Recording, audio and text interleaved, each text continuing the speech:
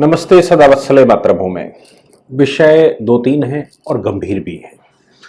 विषय की गंभीरता को अगर यहाँ काउंट करेंगे तो समझ में आ जाएगा कि वाकई में विश्व लेवल पर हमको कैसे घेरा जा रहा है। हालांकि ये बात सदैव दिमाग में रखनी चाहिए कि मोदी है तो मुमकिन है, और मोदी जी की अभी तक यानी कि भारत सरकार की अभी तक की पॉलिसी सफल हुई है।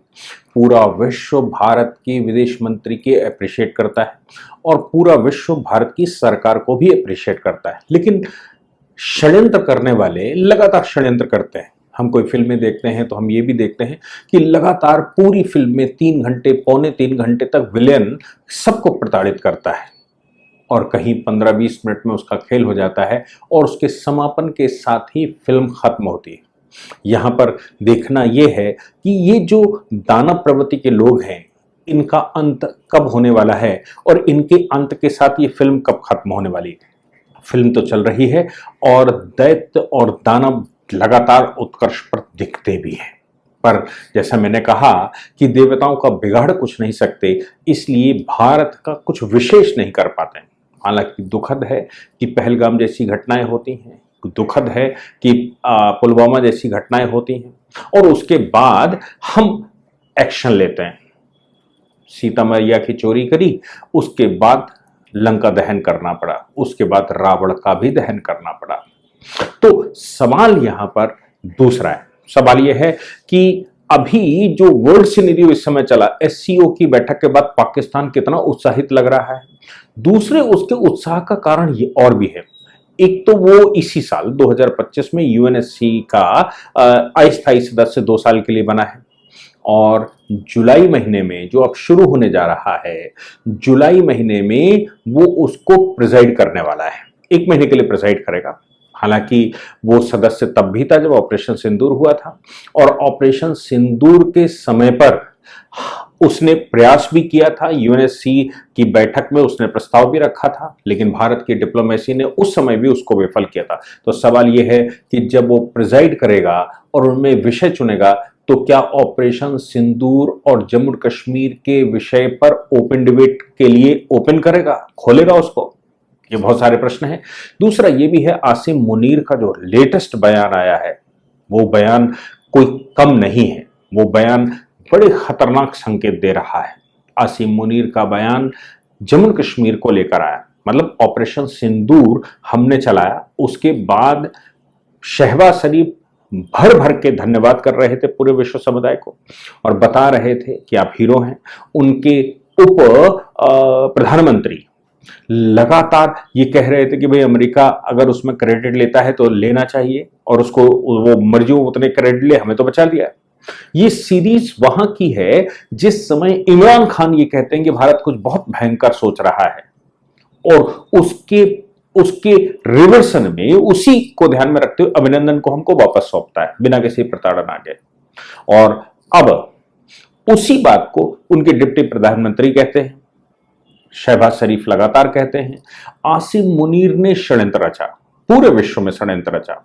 अब वो चाइना के साथ मिलकर रचा या फिर पाकिस्तान के साथ मिलकर रचा। टर्की में जब बैठक उनकी चल रही ओआईसी की, तो टर्की में तो वो मौजूद था। मतलब टर्की में ओआईसी की बैठक में कभी नहीं मौजूद होते। ओआईसी की बैठक में सेनाध्यक्ष नहीं जाते, उनके प्रधानमंत्री जाते हैं, कुछ राष्ट्रपति जाते हैं, जहां जिसकी जैसी पोजीशन है।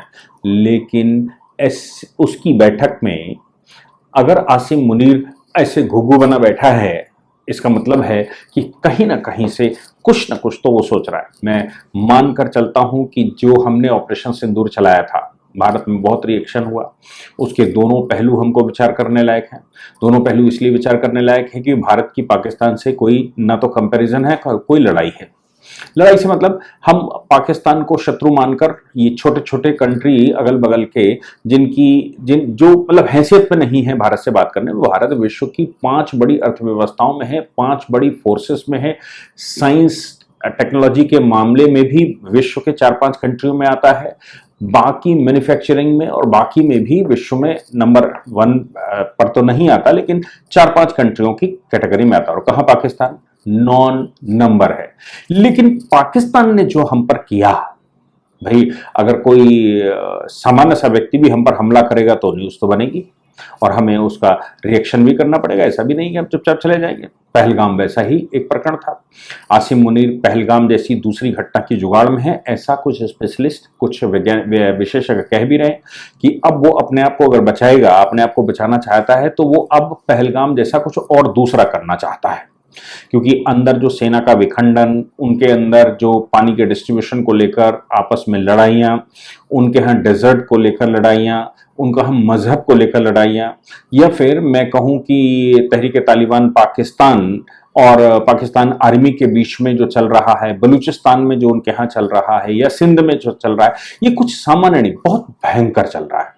अब उनके पास मतलब पाकिस्तान के पास दो तरीके हैं, या तो पहले उनसे लड़े, जो अंदर अंदर तहरीके लब्बैक पाकिस्तान कर रहा है, अंदर अंदर तहरीके तालिबान पाकिस्तान कर रहा है, अंदर अंदर जैश ए मोहम्मद जैसे बाकी जो इनके लिए नासूर बन गए हैं वो समस्या खड़ी कर रहे हैं, और या फिर वो दूसरा काम करे जो कि अयूब खान ने उस समय किया था।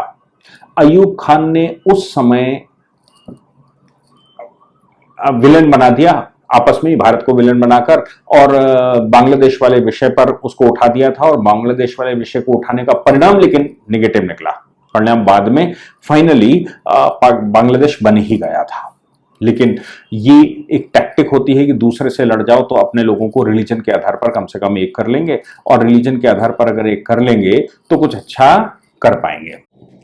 अच्छा देखिए, एक तरफ तो खमेनी के पोस्टर उत्तर प्रदेश के किसी एक जिले में लगे होंगे, और खमेनी के पोस्टर को लेकर कुछ स्थानीय लोगों ने पुलिस को कहा, पुलिस वहां पर गई, पुलिस ने उनको समझाया और कहा कि भाई भारत में बड़ा सेंसिटिव विषय है, इस विषय को अभी मत उठाओ। तो जिन लोगों ने पोस्टर लगाए थे उन्होंने तो तसल्लीपूर्वक उतार ली है, लेकिन जहां हिंदुस्तान के अंदर लोग कहते हैं कि शिया अच्छे हैं या शिया का इन कंपैरिजन सुन्नियों से अच्छे हैं, ये तो सुन्नी ही बता सकता है कि शिया कितने अच्छे हैं।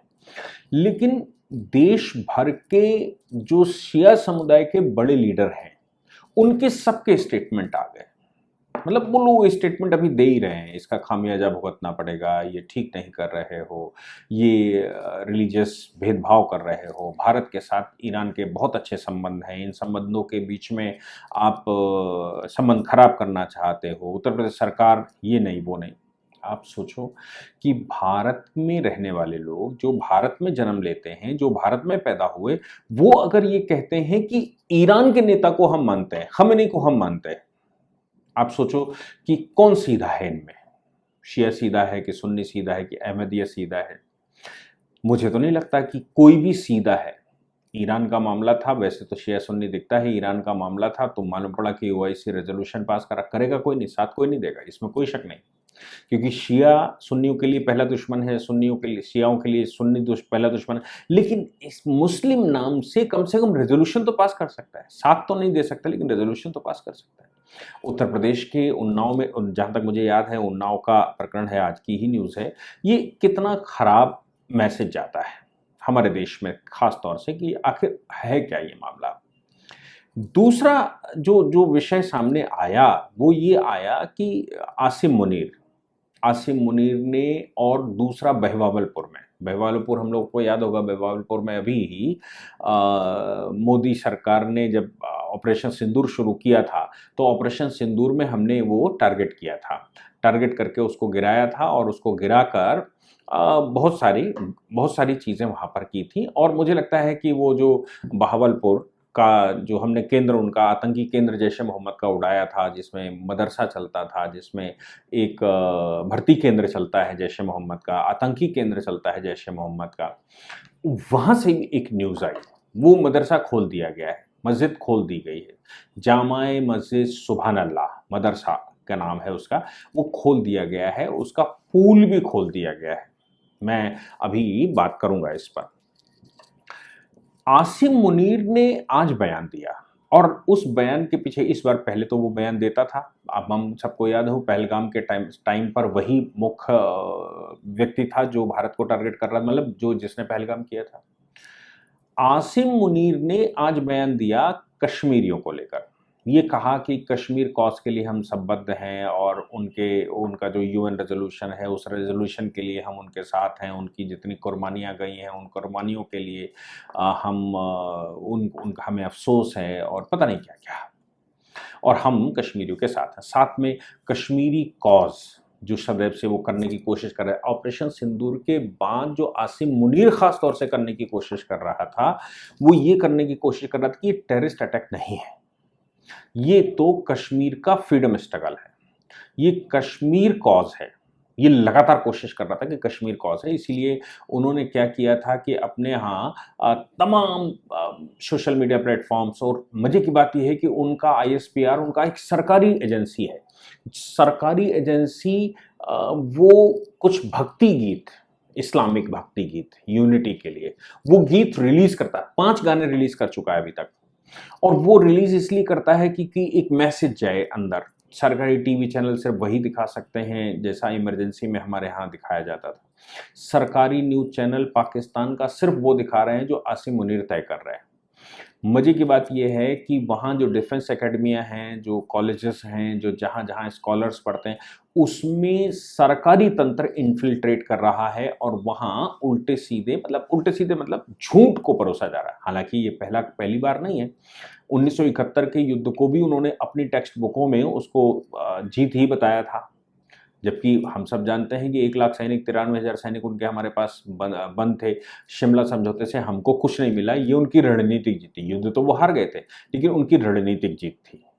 हर बार जितने आज तक उनसे लड़ाइयां हुई हैं, उन्होंने यही तरीका अपनाकर पूरे पाकिस्तान को कन्विंस करने की कोशिश की, और पाकिस्तान के लोग विश्व में जहां कहीं भी हैं उनके वो सेमिनार करते हैं, सरकारी स्तर पर करते हैं, तमाम गाने रिलीज करते हैं, तमाम बुक्स लिखना शुरू करते हैं, तमाम मतलब जो जो साधन हो सकता है वो सारे साधन का इस्तेमाल करते हुए ये बताने की कोशिश करते हैं कि हिंदुस्तान जैसे बड़े देश को हमने हरा दिया, हिंदुस्तान जैसे बड़े देश को देखो हमने पीछे धकेल दिया, हिंदुस्तान जैसे बड़े देश से हम जीत गए, ये बताने की कोशिश करते हैं। उसका परिणाम ये निकलता है कि आसिम मुनीर, जिनको हम सब जानते हैं फील्ड मार्शल, बिना किसी कानूनी प्रावधान, कोई कानूनी प्रावधान नहीं है उनके यहाँ कॉन्स्टिट्यूशन में या उनकी आर्मी के किसी रेगुलेशन में, लेकिन दे दिया ताकि कम से कम पाकिस्तान टूट की कगार पर ना रहे। आसिम मुनीर का ये बयान अपने आप में बता रहा है कि जब वो ये कहता है कि ये टेररिज्म नहीं है, ये तो कश्मीर कॉज है, ये तो एक स्वायत्तता का कॉज है, और ये लिखकर और पूरे विश्व में इसको कन्विंस करने की कोशिश कर रहा है, उसका आज बयान आना ये बता रहा है कि जो बहिबाब जो उनके यहाँ दूसरी जगहों पर चल रहा है, जो बलूचिस्तान में चल रहा है बहुत भयंकर चल रहा है, जो खैबर पख्तूनख्वा में चल रहा है वो बहुत भयंकर चल रहा है, जो सिंध में चल रहा है वो बहुत भयंकर चल रहा है। उनके इंटरनली मतलब कितने ग्रुप सामने सामने खड़े हैं, उनमें से बहुत बड़ा वर्ग चुप भी इसलिए हो जाता है ऐसे कॉज जब उठाए जाते हैं ताकि वो टारगेट ना हो जाए। आप सोचिए, इसलिए आसिम मुनीर अपने प्राण बचाने के लिए एक नई तैयारी कर रहा है। अब उसका रिपरकशन क्या होगा? देखिए, आसिम मुनीर का बयान कोई मतलब बयान तो वो देता ही है, लेकिन एससीओ की बैठक के बाद जब राजनाथ जी ज्वाइंट स्टेटमेंट देने से मना कर दें, ज्वाइंट स्टेटमेंट पर साइन करने से मना कर दें, और वहां पर कोशिश की जाए ज्वाइंट स्टेटमेंट में कि जो कुछ भी बलूचिस्तान में हुआ, जो बलूच आर्मी कर रही है, जो बलूच लिबरेशन फाइटर कर रहे हैं, उनको आतंकवाद घोषित करने की कोशिश की जाए। इसका मतलब यह है कि पाकिस्तान के अंदर तो बहुत गड़बड़ चल ही रहा है, बहुत गड़बड़, उसको वो इंटरनेशनल रिकॉग्निशन देना चाहता है। ये बात राजनाथ जी जैसे परिपक्व पॉलिटिशियन उसमें गए थे, उन्होंने सीधा मना कर दिया। अमेरिका इस समय जब आसिम मुनीर की बैठक हो गई ट्रंप के साथ, और ट्रंप को इस समय ईरान वाले मामले में, चूंकि पाकिस्तान और ईरान का बॉर्डर लगभग 900 किलोमीटर लगता है, जो सब बहुत बड़ा है, इसलिए पाकिस्तान को उसको अपने खेमे में घसीटना ही है। उसको अपने खेमे में घसीटने के लिए इस समय अमेरिका पीठ थपथपा रहा है। अमेरिका थपथपा रहा है मतलब नाटो थपथपाएगा, उसके और मित्र थपथपाएंगे, वेस्टर्न कंट्री थपथपाएंगे, क्योंकि ईरान पहला टारगेट है, भारत मर्जियों में आ जाए।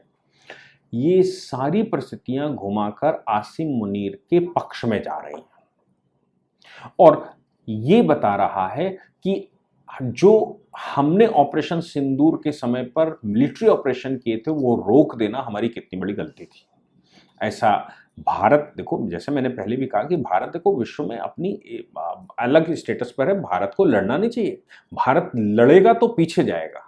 अब मोदी जी के नेतृत्व में भारत बहुत तेज आगे बढ़ गया है, इसलिए सभी का विचार ये होगा कि भाई उनको पनिश करो, पनिश करने के बाद देश की गाड़ी को कहीं उलझाओ नहीं।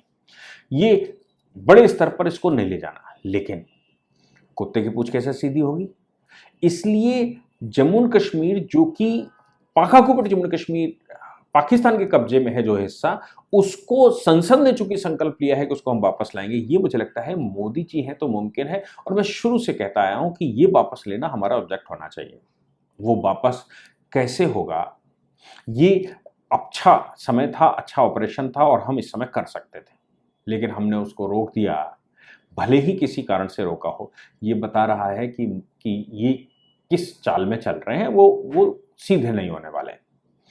एक और बात जैश ए मोहम्मद की आई। जैश ए मोहम्मद ने बहावलपुर का जो प्रकरण मैंने बताया आपको, बहावलपुर का जो मदरसा है उसमें वहां के गरीब आदिवासी बच्चे लाए जाते हैं, उन बच्चों को वहां पढ़ाया जाता है। ये जैश ए मोहम्मद का रिक्रूटमेंट सेंटर भी है। इन्हीं बच्चों को जिहादी बनाते हैं, वो दुनिया भर से लाकर उनको पढ़ाते हैं, पढ़ाकर उनको जिहादी बनाते हैं, उनकी मेंटली डिफ्यूज करते हैं, मेंटली डिफ्यूज करके वो कुछ करने की कोशिश करते हैं। वहां एक पूल है, हमको याद होगा कि जब जिस समय ये पहलगाम हमारे यहाँ हुआ था, पुलवामा हमारे यहाँ हुआ था, पुलवामा में आने से पहले आतंकी इस पूल में नहाकर फोटो खिंचवा रहे थे। उस पूल को आज खोल दिया है और जैश ए मोहम्मद ने ये कहा है कि अब फुल फ्लैश, मतलब उसको रिपेयर कर लिया गया है जगह पे, आर्मी ने रिपेयर किया, रिपेयर कर करा के और वहां फिर से वो खोल दिया गया। और फिर जैश ए मोहम्मद का स्टेटमेंट आ गया और जैश ए मोहम्मद ने कहा भाई हम फुल फ्लैश कश्मीर कॉज के लिए ये और वो। और मजे की बात है कि एक वीडियो रिकॉर्ड आया जैश ए मोहम्मद के एक बड़े लीडर की तरफ से, और उसने ये आगाज किया कि हम अयोध्या का मंदिर ध्वस्त कर देंगे, अयोध्या का राम मंदिर ध्वस्त कर देंगे। ये जैश ए मोहम्मद की तरफ से स्टेटमेंट आया। आप सोच लीजिए कि ये परिस्थिति फिर क्रिएट होने लगी, फिर बनने लगा है। मदरसा खुल गया है, मस्जिद खुल गई है, वहाँ रिक्रूटमेंट सेंटर खुल गया है, वो पूल की फोटो शेयर की गई है, वायरल की गई है ज़बरदस्ती। और थोड़ा वायरल हो और थोड़ा स्पीड पकड़ा हिंदुस्तान में, इसके लिए अयोध्या के राम मंदिर को लेकर स्टेटमेंट दिया गया है। क्या है मैं बताता हूँ। अमीर मसूद अजहर अलवी ने अपने भाषण को रिकॉर्ड किया जिसमें उसने अयोध्या राम मंदिर को नष्ट करने की कसम खाई है, मैं अयोध्या राम मंदिर का नष्ट कर दूंगा।